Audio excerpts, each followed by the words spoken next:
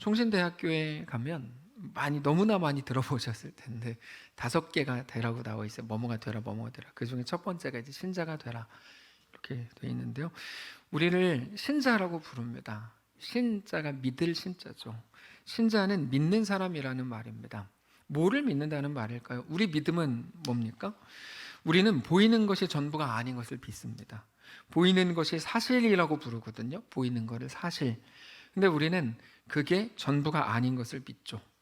보이지 않는 하나님을 믿고 하나님이 우리를 창조하신 것을 믿고, 하나님의 창조라는 게 단순히 창세기에 기록된 창조뿐 아니라 죽은 자를 살리시고, 그리고 없는 것에서 있는 것으로 부르시고, 완전한 불가능에서 가능으로 일으키시는 그것이 창조라고 말씀을 드렸습니다.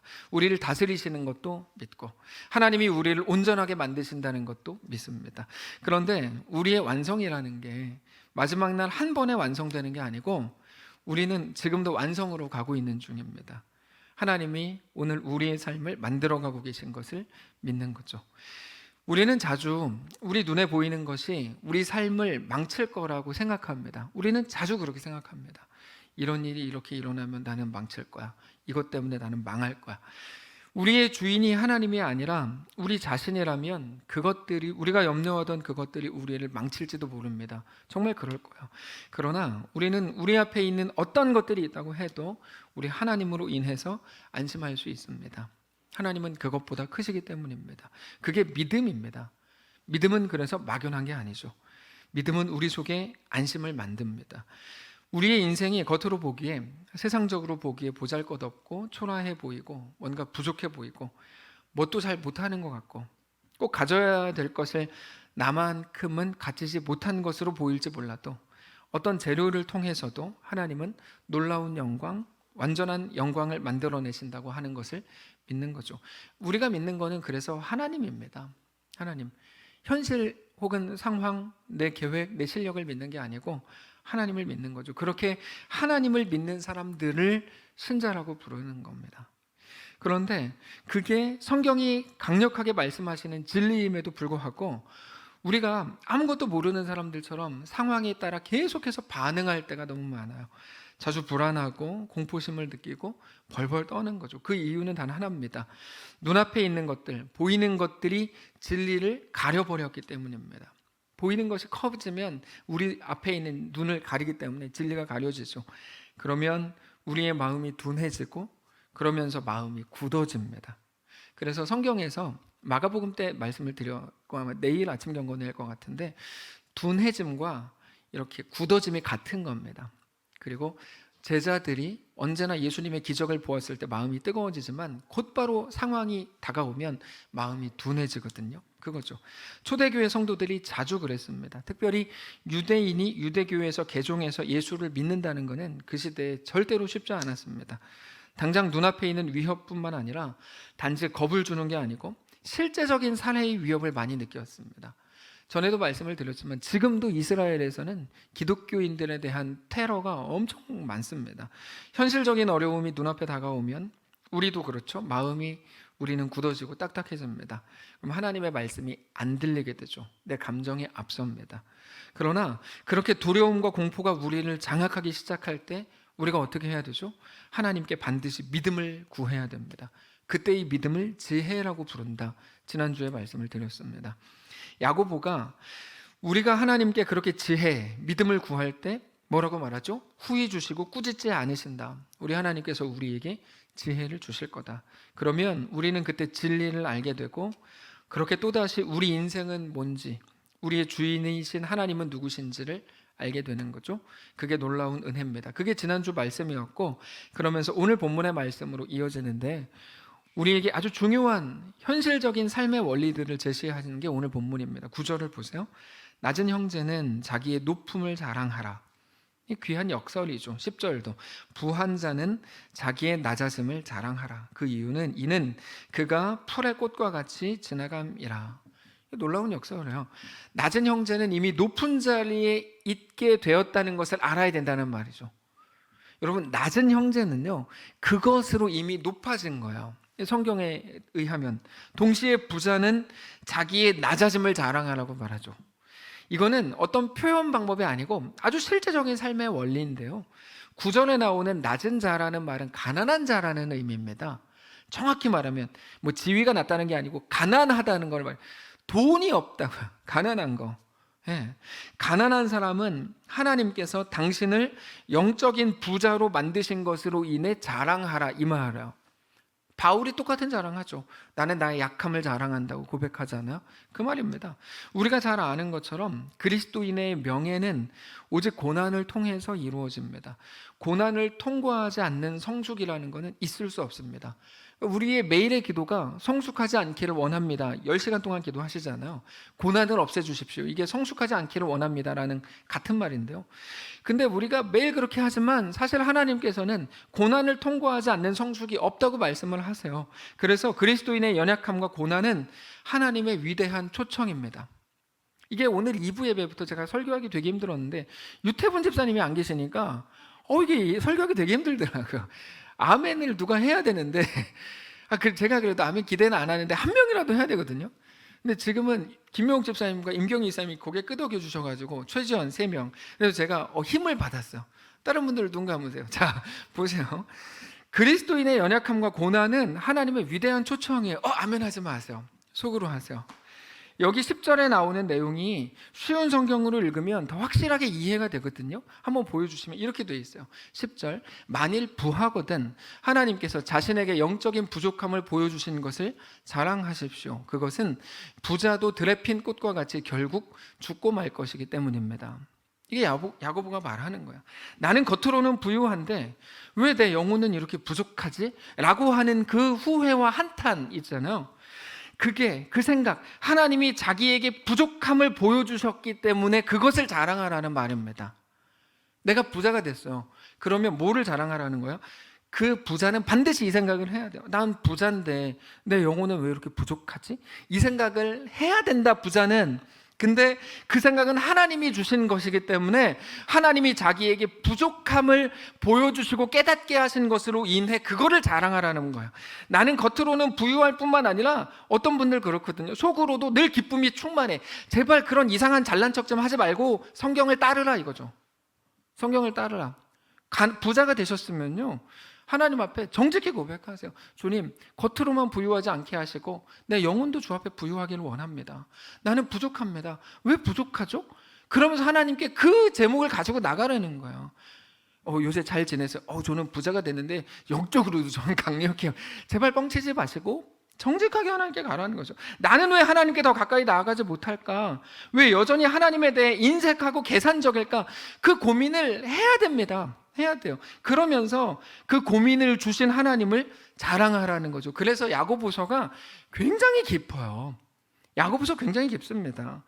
부자도 들에 핀 꽃처럼 결국 죽고 말 것인데 이 땅이 전부가 아니라는 걸 알아야 된다. 당장 앞에 있는 풍성한 것들에 속지 말라. 결국 뭡니까? 사람들은 지금 부유한지 가난한지를 굉장히 중요한 거라고 말하지만 그렇지 않다.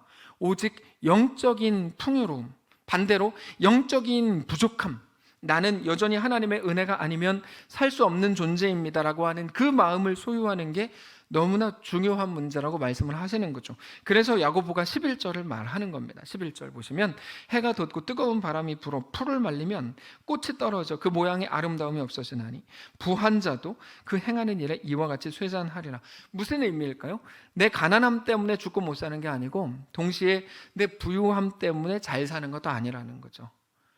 그래서 부자를 보고 잘 산다고 하는 것은 이건 틀린 말입니다. 틀린 말입니다. 오직 영혼의 갈급함, 하나님의 은혜에 대한 끊임없는 갈증이 우리를 더 풍성하게 하고 우리 영혼을 더 풍요롭게 할 겁니다. 그러니까 우리 성도는 어때야 됩니까? 내가 세상적인 부유함이나 세상적인 자랑을 추구하는 삶이 아니고 나의 자금을 깨닫고 하나님의 크심을 알게 되는 일에 우리의 에너지를 쏟아야 되는 거죠. 그래서 예수님께서는 누구든지 어린아이와 같지 않으면 결단코 천국에 들어갈 수 없다고 말씀을 하시죠. 그 말은 천국에 가는 조건이 어린아이처럼 되는 거다 이런 말이 아니고 구원받은 자들의 가장 분명한 특징이 그거더라 이런 말입니다. 그게 조건이 아니고 다 그런 모습을 갖더라. 그때 12절이 우리에게 혹 다가오죠. 12절입니다. 시험을 참는 자는 복이 있나니 이는 시련을 견뎌낸 자가 주께서 자기를 사랑하는 자들에게 약속하신 생명의 면류관을 얻을 것이기 때문이라. 시험을 받은 후에도 강건해졌다면 그는 분명히 복 있는 사람입니다. 그 말입니다. 그 자체로 자기 자신이 하나님 앞에서 어떤 사람인가 하는 게 증명된 것이기 때문입니다. 그게 믿음에 대한 증명입니다. 그러므로 사랑하는 성도 여러분, 시련, 시험, 어려움이 있다면 그 순간이야말로 이제 내 믿음을 증명할 가장 좋은 기회라는 것을 알게 되시기를 바랍니다. 그거는요, 그 순간은 원망이 나오죠, 당연히. 근데 원망으로 점철되는 때는 아닙니다. 내 믿음을 증명할 수 있는 스스로에게도 가장 좋은 기회죠. 우리 모두는 코로나라고 하는 전에는 생각하지도 못했던 긴 터널을 지나고 있습니다. 그건 한 사람도 예외 없이 모두가 지나온 현실입니다. 그뿐 아니라 가정에도 문제가 있고 개인적인 아픔도 있을 수 있고 시험이 왔을지 모릅니다. 다만 거친 파도와 넘실거리는 요단강 앞에 계시다면 그 순간이야말로 하나님을 향한 우리 믿음, 신앙을 드러낼 가장 좋은 기회가 된다는 것을 기억하셔야 됩니다. 그러나 이것을 두고 하나님이 내 믿음을 확인하려고 시험하셨구나라고 생각하는 건 틀린 말입니다. 그건 옳지 않습니다. 하나님은 그렇게 안 하시거든요. 13절에 써 있죠. 사람이 시험을 받을 때 내가 하나님께 시험을 받는다 하지 말지니 하나님은 악에게 시험을 받지도 않으시고 친히 아무도 시험하지 아니하시느니라. 하나님은 시험하시지 않는데요. 그러면 우리가 질문이 생겼어요. 그럼 그가 걸려 넘어진 이유, 시험을 당했다고 말할 수밖에 없는 현실을 맞이한 이유는 뭘까요? 14절에 써 있어요. 좀 아픈 구절인데 오직 각 사람이 시험을 받는 것은 자기 욕심에 끌려 미혹됨이라. 그가 걸려 넘어지는 이유는 걸려 넘어질 실력밖에 안 되기 때문이다. 이런 말이에요. 무서운 말이죠. 우리 모두가 다 똑같습니다. 그것도 우리 각자에게 있는 욕심이 자기를 어려움에 넣는답니다. 자기 욕심이 자기를 시험에 빠뜨린답니다. 정말 그렇죠. 그렇게 욕심 부리지 않아도 되는 거였는데 굳이 욕심을 부리니까 일이 커지고 자존심 안 부려도 되거든요. 근데 굳이 자존심 때문에 더 그렇게 되는 일들이 우리에게 얼마나 많습니까? 사과를 못 하잖아요. 사과를 해야 되는데 미안합니다. 그 말이 그렇게 어려워요. 그렇게 어려워요. 그래서 욕심이 생길 때마다 우리는 15절을 기억해야죠. 욕심이 잉태한즉 죄를 낳고 죄가 장성한즉 사망을 낳느니라. 욕심이 죄를 낳는답니다. 죄가 뭡니까? 하나님 없음이죠. 그 마음에 하나님 두기를 싫어하는 겁니다. 죄는 어떤 훔쳤어 이런 개념이 아닌 거고 하나님 없음이에요. 하나님만 아니면 내가 더 가질 수 있는데 이런 계산과 인색함과 욕심이 생기는 거죠. 여러분 그거 당연한 거라고 생각하잖아요. 아니요. 가벼운 거 아닙니다. 그게 사망이 됩니다. 하나님을 마음에 두기 싫어한 자가 생명을 얻을 길이 없습니다. 하나님은 생명의 근원이시기 때문이죠. 근데 하나님을 떠난다는 게 배교하고 교회를 떠난다는 말이 아니고 하나님을 내 마음에 두기를 조금씩 싫어하는 거죠. 거리를 두기 시작하는 거, 바로 그 시작이 욕심입니다. 더 칭찬받고 싶고 더 부자가 되고 싶고 더 자존심을 세우고 싶었을 겁니다. 그렇게 시작된 더라고 하는 욕심이 그를 죽이는 거죠. 그거를 알면서 왜 그렇게 욕심을 부릴까요? 그걸로 뭔가 좋은 거를 만들어낼 수 있을 것 같기 때문입니다. 지금은 이래도 내가 그것만 될 것 같은 그럴 때 있잖아요. 될 것 같을 때 그게 소망이 될 수 있을 것 같기 때문이죠. 근데 욕심으로는 절대로 좋은 거, 우리를 살리는 거, 우리를 위한 것을 만들어낼 수 없고 욕심으로는 15절에 나온 것처럼 오직 죽음밖에 못 만들어냅니다. 욕심의 끝이죠. 그럼에도 그게 전부가 아닌 걸로 행하시는 것이 우리에게 대한 하나님의 놀라운 은혜죠. 그래서 사실은 15절까지 하고 딱 끝냈어야 되는데 그 이후의 말씀이 우리를 안심하게 해야 된다고 할 수 있을까요? 우리 앞에 있는 모든 것들은 죽음밖에 만들어낼 실력이 없습니다. 그것들이 다 우리가 만들어낸 것들인데 그럼에도 성도 여러분, 세상에 혹은 내가 이것만 가지면 내가 될 것 같다고 생각하는 거기에 속으시면 안 됩니다. 오직 하나님만 우리의 소망이신 것을 알아 오늘도 하나님 앞에 온전히 서야 됩니다. 야고보가 16절에 이렇게 말하죠. 내 사랑하는 형제들아 속지 말라 이렇게 말하죠. 오전에도 말씀드렸잖아요. 속으시면 안 된다고요. 그러면서 우리 삶을 가장 완전하게 하고 존귀하게 하고 거룩하게 하고 온전히 세우는 것은 오직 위로부터의 은혜, 하나님의 은혜뿐이라고 말합니다. 17절. 온갖 좋은 은사와 온전한 선물이 다 위로부터 빛들의 아버지께로부터 내려오나니 그는 변함도 없으시고 회전하는 그림자도 없으시니라. 그가 피조물 중에서 우리로 한 첫 열매가 되게 하시려고 자기의 뜻을 따라 진리의 말씀으로 우리를 낳으셨느니라. 우리가 눈에 보이는 것들을 어떻게 무시하겠습니까? 분명히 존재하는 아픔이고 이제 문제들이죠. 그러나 이제 우리 믿음의 눈을 들어서 우리를 온전한 하나님의 백성으로 완성하시려는 하나님의 완전하신 계획과 이끄심을 기억하라는 거죠. 사랑하는 성도 여러분, 우리 주 하나님을 믿으시길 바랍니다. 우리 하나님께서 눈에 보이는 것들이 전부가 되지 않게 하실 겁니다. 오전에 말씀드린 것처럼 실패로 끝나지 않게 해주실 겁니다. 분명히 실패거든요. 뭐 친구를 다 떠났고요. 내가 가진 돈도 다 잃었고요. 전에는 뭐라도 줬네. 지금은 돼지지옥 열매도 주는 사람이 없어서 끝난 거예요. 끝난 거죠 뭐. 실패해요. 하나님은 그것마저도 놀랍게 이끄시죠. 때를 따라 돕는 은혜를 주실 거고 생각지 못했던 때에 돕는 사람들을 붙여주실 것을 축복합니다. 우리가 사랑받는 존재인 것을, 우리가 하나님의 귀한 자녀인 것을 여러 가지를 통해 깨닫게 하시고 그걸로 인해서 다시 힘을 내게 해주실 겁니다. 근데 그 모든 하나님의 이끄심, 그 모든 이끄심도 하나님의 뜻과 하나님의 계획 속에 있는 겁니다. 다만 사랑하는 성도 여러분, 그러므로 신자가 되십시오. 우리 하나님을 믿으시길 바랍니다. 믿음은 내가 원하는 것을 얻을 수 있다는 게 믿음이 아닙니다. 내가 기도 열심히 하면은 이거를 얻을 수 있어. 그거는 믿음이라고 부르는 게 아니에요. 믿음은 상황의 변화에 관한 게 아니거든요. 믿음은 대상이 분명해야 됩니다.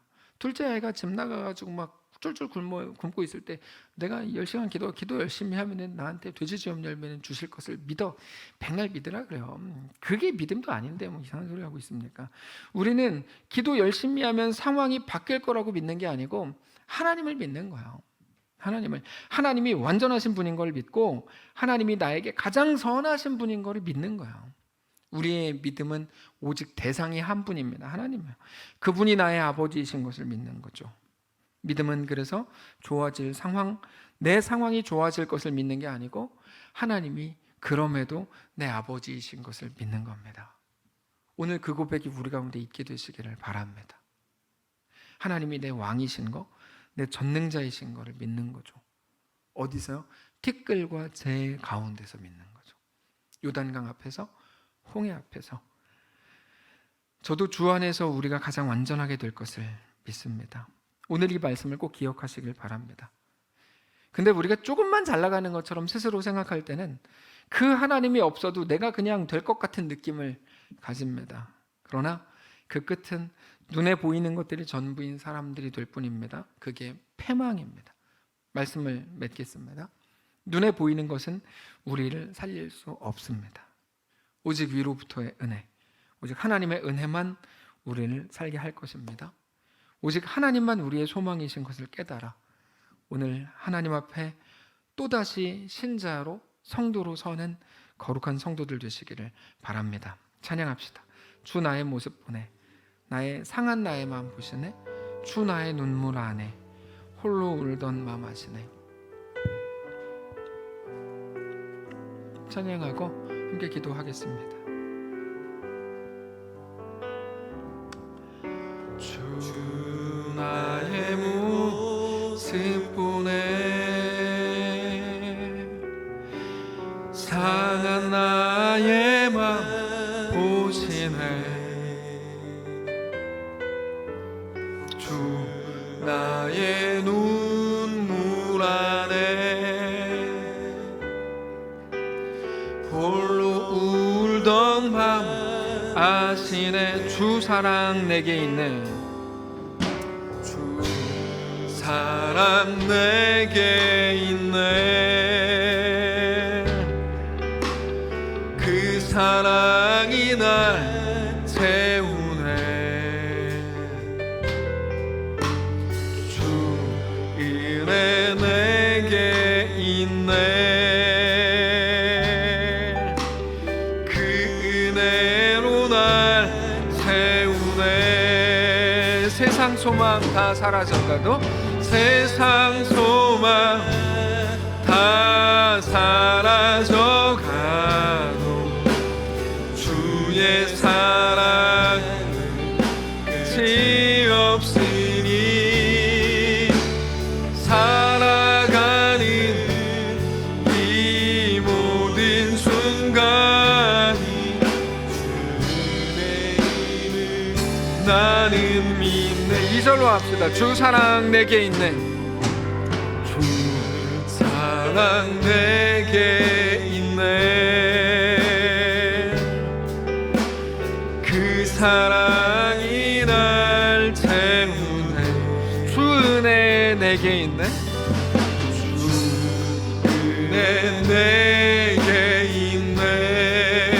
그 사랑이 날 채우네. 그 은혜로 날 세우네. 세상 소망 우리 같이 눈 감고 고백합니다. 세상 소망 다 사라져가 주의 사랑은 끝이 없으니 끝이 없으니 살아가는 이 모든 순간이 가는 이 모든 순간 주 은혜임을 나는 믿네. 다시 한번 고백합니다. 세상 소망 다 사라져가도 세상 소망 다 사라져가 주의 사랑은 끝이 없으니 사랑은 끝이 없으니 살아가는 이 모든 순간이 이 모든 순간이 주의 은혜임을 나는 믿네. 세상 소망 다 사라져가도 세상 소망 다 사라져가도 주의 사랑은 끝이 없으니 살아가는 이 모든 순간이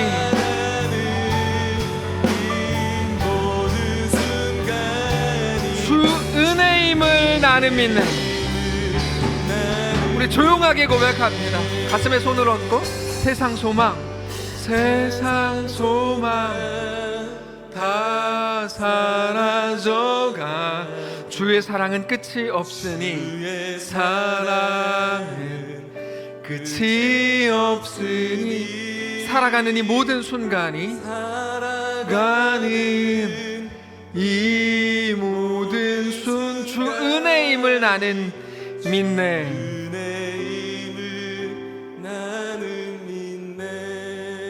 하나님 그 믿음으로 우리의 오늘을 우리의 이번 한 주를 우리 인생을 살아내게 하옵소서. 하나님 우리가 믿음으로 한 지체를 또 우쿠마 교사로 파송했습니다. 그가 가는 모든 여정과 모든 발걸음 또 파송하는 우리 모든 성도들과 교회 하나님의 놀라운 은혜가 임하기를 원합니다. 하나님에 대한 확실한 믿음 어떤 것도 우리가 판단하는 것보다 하나님이 크시다 하나님은 그것보다 크다 그 고백이 우리 가운데 늘 넘쳐나기를 원합니다. 이번 한 주 광야를 살아가야 될 사랑하는 성도들을 성령님 원하오니 붙드시고 살피시고 그들이 어디에서 누구를 만나서 무엇을 어떤 일을 당하더라도 그 속에서 어떤 소리를 듣더라도 그 속에서 살아계신 하나님 함께 하시는 놀라운 은혜가 충만히 누려지게 하시고 하나님과 믿음으로 또 동행하는 그래서 욥의 고백처럼 티끌과 재 가운데서도 살아계신 하나님만을 마음껏 예배하는 귀한 지체들 다 될 수 있도록 인도해 주옵소서. 우리가 어떻게 행할 수 없는 순간에도 주님 찾아오셔서 역사하시고 하나님과 믿음으로 멋있게 동행하는 사랑하는 모든 성도를 다 되도록 축복하시옵소서. 오지 않을 것 같았던 5월 가정의 달입니다. 하나님 함께 하셔서 우리 사랑하는 모든 자녀들에게 복 주시고 사랑하는 또 부모 세대들에게 은혜를 주셔서 모든 가정들이 믿음으로 세워지며 하나님을 기쁘시게 하고 이제까지 상상하지 못했던 하나님 허락하신 놀라운 샬롬으로 가득 채워지는 모든 믿음의 가정들 되도록 축복하시옵소서. 우리 주인 되신 살아계신 예수님의 이름으로 기도합니다. 아멘. 이제는 우리 구주 예수 그리스도의 은혜와 하나님 아버지의 다함없는 사랑과 성령의 교통인도 역사 위로 함께 하심의 은사가 이 시간 주를 바라보며 예수 안에 허락된 그 길을 넉넉히 기쁨으로 설렘과 즐거움으로 걷기를 소원하는 사랑하는 모든 성도들 머리머리 위에, 그들의 자녀들 위에, 이 땅의 다음 세대 위에, 그들의 직장과 사업장 위에, 사랑하는 이 교회 위에, 앞으로 또 시작될 우구막 사역 위에 이제로부터 영원까지 함께 계실지어다. 아멘.